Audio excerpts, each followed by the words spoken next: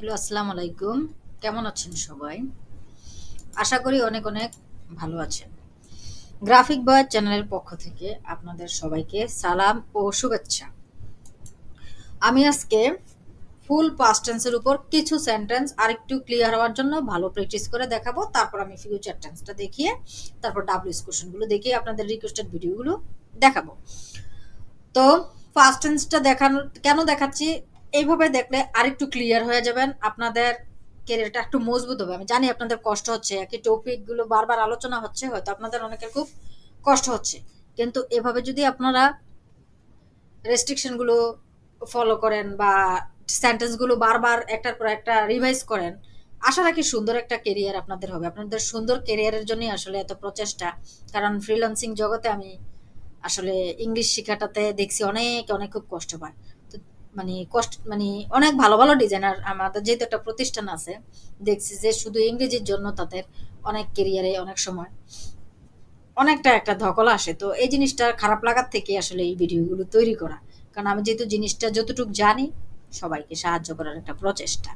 তো চলুন কথা না বাড়ি আমরা ফার্স্ট টেন্সটাকে একটু তুলনা করে আর একটু ক্লিয়ার করেন। এই জিনিসগুলো আমরা জানি, এগুলো মুখস্থর বিষয় না, কিছু না, জাস্ট আমরা দেখি। ফার্স্ট টেন্সে একটা সহজ বিষয় হচ্ছে ফার্স্ট ইনডেফিনিট এবং ফার্স্ট পারফেক্টের বাংলা রূপ একরকম। শুধু এই ফার্স্ট ইনডেফিনিট এবং ফার্স্ট পারফেক্টের মধ্যে যেটা পার্থক্য থাকে, এখানে থাকে একটা বাক্য, এখানে দুইটা বাক্য বা কোনো একটা সময়। আবার ফার্স্ট কন্টিনিউয়াস এবং ফার্স্ট পারফেক্ট কন্টিনিউয়াস এক টাইপের, বাট এখানে থাকে একটা বাক্য, এখানে একটা সময় বা আরেকটা বাক্য থাকে। এই হচ্ছে বেসিক্যালি পার্থক্য। তাহলে ফার্স্ট ইনডেফিনিট থেকেই ফার্স্ট পারফেক্ট টেন্স বলা যায় উৎপন্ন আর কি। তো এগুলা রুলস হিসেবে পড়া নাম, এত রুলস মনে রেখে আসলে ইংলিশ শেখা যায় না। তো এগুলো সেন্টেন্স গুলো আসলে কিভাবে মেকিং করবেন একটার সাথে একটা তুলনা করলে আরো ক্লিয়ার হয়ে যাবে। এই আরো ক্লিয়ারের জন্য এই ক্লাসটা, এটা এক ধরনের রিভিউ ক্লাস বলতে পারেন আর কি। তো ফার্স্ট ইনডেফিনিট টেন্সের যে গঠন প্রণালীটা আমরা জানি, সাবজেক্টের সাথে মূল ভার্বের ফার্স্ট ফর্ম বসে, অবজেক্ট বসে, একদম সিম্পলি। কিন্তু ফার্স্ট পারফেক্টের ক্ষেত্রে কি হয়, সাবজেক্টের সাথে হেড, মূল ভার্বের ফার্স্ট পার্টিসিপল, অবজেক্ট আর একটা ডাবল সেন্টেন্স বসে। তো কেন ডিস্টার্ব করো, ক্লাস করতেছেন না? তো এভাবে আপনারা যদি ইয়ে করেন, কি জানি বলে, পাস্ট ইনডেফিনিট এবং পাস্ট পারফেক্টের আপনারা একটা তুলনা করে দেখেন, তাহলে দেখবেন যে এই গঠনগুলো আপনাদের টোটালি পড়তে হচ্ছে না। ঠিক আছে, শুধু সেন্টেন্সগুলো মেকিং করলেই একটু মাথা খাটিয়ে একটু বেশি বেশি লিখবেন। যারা কোনো বিষয়ে ধরেন আজকে আটকে গেছেন, আমাদের আবার আরেকটা প্রবলেম আছে, আমি একটু শেয়ার করি এই জন্য, কারণ অনেকে গ্রুপে ক্লাস নিতেছে, মাঝে আমরা একটা ভীতি, ইংলিশটাকে ভয় পাই। যেদিন দেখবেন যে একটা লেখা লিখতেছে খুব আটকে যেতেছে, তখন মনে করবেন যে হয়তো অনেক সময় আমরা অনেক সাবজেক্ট পড়লে, অঙ্ক, ইংলিশ, অন্যান্য সাবজেক্ট পড়লে অনেক সময় কি হয়, ওই নতুন করে আরেকটা জিনিস পড়তে গেলে একটু কষ্ট হয়। তখন মনে হয় যে আমরা বুঝি না, তখন এটাকে স্কিপ করে দেয়। তো আজকে ধরেন 10টা লিখতে পারছেন আর পারতেছেন না, অফ দিবেন, অফ দিয়ে আবার কালকে বা আধা ঘন্টা পরে আবার চেষ্টা করবেন। অনেক সময় কিন্তু বারবার চেষ্টা করলে একটা জিনিস সহজ হয়ে যায়। আমি কোনো কিছু ছেড়ে দিই না লাইফে, আমি সবসময় কি করি, একটা জিনিস একবার না হলে আমি আবার একটু চেষ্টা করি। ঠিক আছে, তো বাংলা বাক্যের শেষে যা থাকে, বাংলা বাক্যের শেষে করেছিলাম, করেছিলে, করেছিল, করেছিলাম, করেছিলে, করেছিল জিনিসটা বলতে আমি তো ডু ভার্ব দিয়ে দেখাই, এরকম মানে এই টাইপের লেখাগুলো থাকে। নট করছিলাম, করছিলে, করছিল, করেছিলাম টাইপের থাকে, যেমন খেয়েছিলাম, গিয়েছিলাম, এরকম। ঠিক আছে, তো আমরা এটাকে সহজভাবে করার জন্য যেটা করছি, আগের কাজ আগে করি, পরের কাজ পরে করি। এই জিনিসটা করছি আমরা কোথায়, যখন ফার্স্ট পারফেক্ট করতে যাই আর কি। তো এটা আমরা সেন্টেন্স গুলো করলে বুঝবো। তো ফার্স্ট ইনডিফিনিটের কিছু সেন্টেন্স আমরা করি, গঠনটা মনে আছে তো? ভার্বের ফার্স্ট ফর্ম আর হচ্ছে ভার্বের ফার্স্ট ফর্ম, একদম সিম্পল। এটাতে ভার্বের ফার্স্ট ফর্ম, যেমন সে স্কুলে গিয়েছিল, তাহলে সে গিয়েছিল, সে যাওয়া ইংলিশ কি, গো, ফার্স্ট ফর্ম ওয়েন্ট।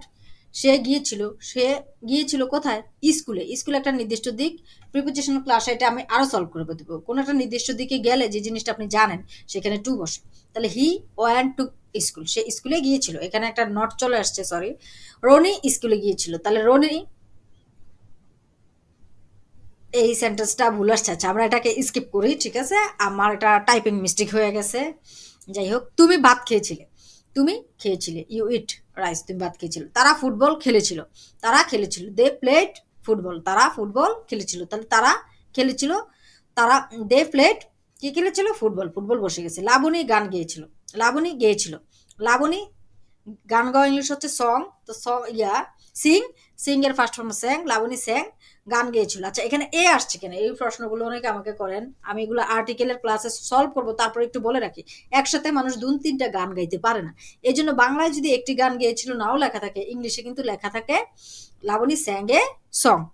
ঠিক আছে, বাবা আমাকে ভালো উপদেশ দিয়েছিলেন, তাহলে বাবা উপদেশ দিয়েছিলেন, তাহলে ফাদার গেভ মি। এখন দেখেন উপদেশ দেওয়ার কোনো ভার্ব নাই, কোনো কিছু যখন ওই রিলেটেড ভার্ব না থাকে উপদেশ দেওয়া একসাথে, অ্যাডভাইস মিও কিন্তু হইতো, হ্যাঁ সরি অ্যাডভাইসড মি দিলেও হইতো। তো আমরা দিয়েছিলেনটাকে যদি আলাদা রেখে তাও কিন্তু হয়, একটা সেন্টেন্স অনেক ভাবে কিন্তু লেখা যায়, যেমন ফাদার অ্যাডভাইস মিও দেওয়া যেত, কিন্তু আমি এটার ব্যতিক্রম করে লিখলাম father gave me good advice, আমাকে ভালো উপদেশ দিয়েছিল। কিরকম টাইপের অ্যাডভাইস? Good advice. এই ভালো উপদেশটা একটা শব্দ এখানে, কারণ যেহেতু ভালো শব্দটা বসছে এখানে, এটা দুভাবেই সেন্টেন্সটা করা যেত, যে father advice me, father advice me very good oil, এরকমও করা যেত। সে গ্লাসটি ভেঙেছিল, সে ব্রোক, সে ভেঙেছিল দ্য গ্লাসটি। ক্রেতা আমাকে মেসেজ করেছিল, ক্রেতা মেসেজ করেছিল, ক্রেতা ইংলিশ কি? ক্লায়েন্ট। মেসেজ ইংলিশ কি? মেসেজড। ক্রেতা মেসেজড মি। আমি আপওয়ার্কে একটি অর্ডার পেয়েছিলাম, আমি পেয়েছিলাম, আই রিসিভড। আপওয়ার্কে আমরা কি করি? পাওয়া বলতে তো গেট তো পাওয়া জানি, বসানো যায়, কিন্তু রিসিভড দিলাম কেন? কারণ আমরা মেসেজটা কিন্তু গ্রহণ করি। আর পাওয়া বলতে কোনো কিছু কোথাও থেকে পাওয়া, যেমন আমি একটা সারপ্রাইজ, সারপ্রাইজ বলা যায় না, আমি একটা পুরস্কার পেয়েছিলাম, ওই হাতে কলমে জিনিসটা আর কি পাওয়া ওখানে বেশি বেটার হয়। আমি আপওয়ার্কে একটি অর্ডার পেয়েছিলাম, তাহলে আই রিসিভড অর্ডার, একটি অর্ডার অ্যাট আপওয়ার্কে।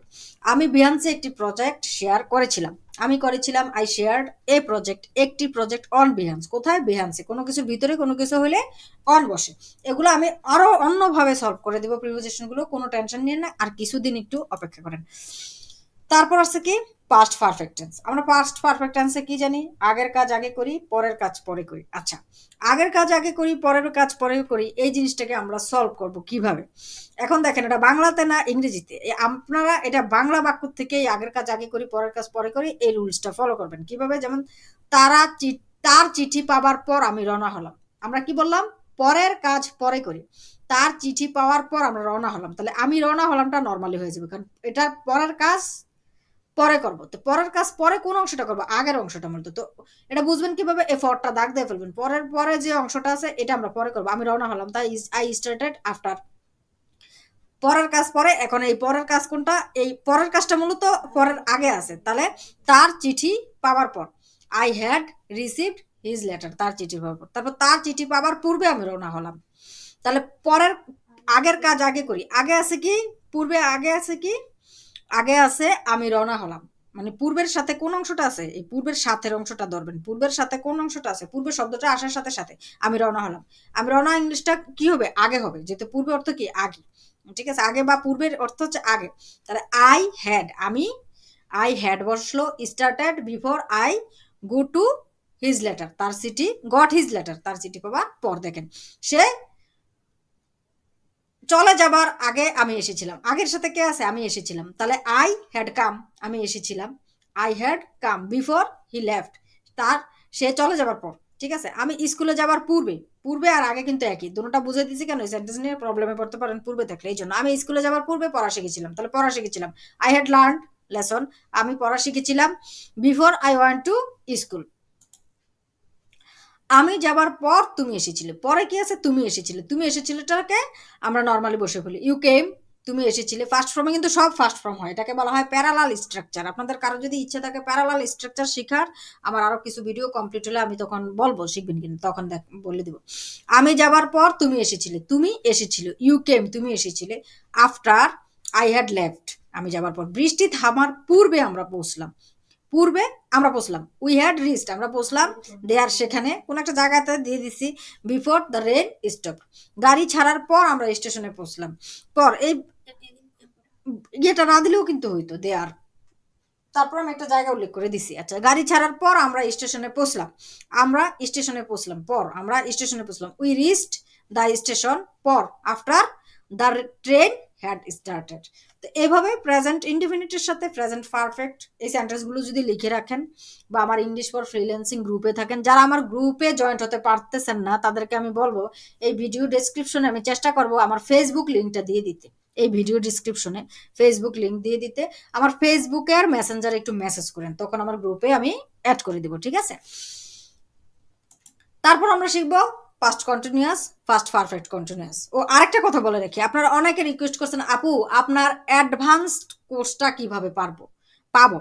তাদেরকে বলে রাখি, যে কোনো চ্যানেলের যদি সব সম্পর্কে জানতে চান তাহলে তার প্লে লিস্টে যাবেন, মানে চ্যানেলটার ভিতরে ঢুকলে দেখবেন যে চ্যানেলে অনেকগুলো অপশন দেখা যায়, ভিডিও এটা সেটা, যাইয়া প্লে লিস্টে যাবেন। যদি আপনারা প্লে লিস্টে না যেতে পারেন তাহলে ইউটিউবে সার্চ দিবেন যে কোনো চ্যানেলের প্লে লিস্ট কিভাবে দেখবো, তাহলে ওই ভিডিও থেকে জেনে নেবেন যে কিভাবে প্লে লিস্ট দেখা যায়। তো প্লে লিস্টে যাইয়া প্লে লিস্টেই দেখবেন যে অ্যাডভান্স ইংলিশ লেখা আছে, তো ওখানে গেলে আমার অ্যাডভান্স ইংলিশ কোর্সটা পাবেন। ওখানে অলরেডি 2টো ক্লাস দেওয়া হয়েছে, আস্তে আস্তে আমি সবগুলো দিব, সাজাচ্ছি, দিব। তো first continuous, first perfect continuous, first continuous এবং ফার্স্ট পারফেক্ট কন্টিনিউয়াস এর মধ্যে পার্থক্য কি? এটাতে আরো পার্থক্য কম, এটাতে দোনোটাতে মূল ভার্বে আইএনজি থাকে। পার্থক্য আছে, এটাতে ওয়াজার বসে, এখানে হ্যাড বিন বসে। নর্মাল পার্থক্য এটা। এখানে যেহেতু দুইটা সেন্টেন্স, আর সময় সেন্টেন্স বা সময় বসে, ঠিক আছে? বাংলা বাক্যের শেষে যা থাকে, করছিলাম, করছিলে, করছিল, চলমান তো জিনিসটা, করছিল, আমি কাজটি করছিলাম। তো এটাও আগের কাজ আগে করি, পরের কাজ পরে করি, একই সূত্র। তো আমরা দেখি কিভাবে ফার্স্ট কন্টিনিউয়াস টেন্সে আমি একটি গান গাইছিলাম বা গাচ্ছিলাম, দেখেন চলমান। তাহলে আই ওয়াজ, ওই যে ওয়াজ বা ওয়ার বসে, আয়ের সাথে ওয়াজ।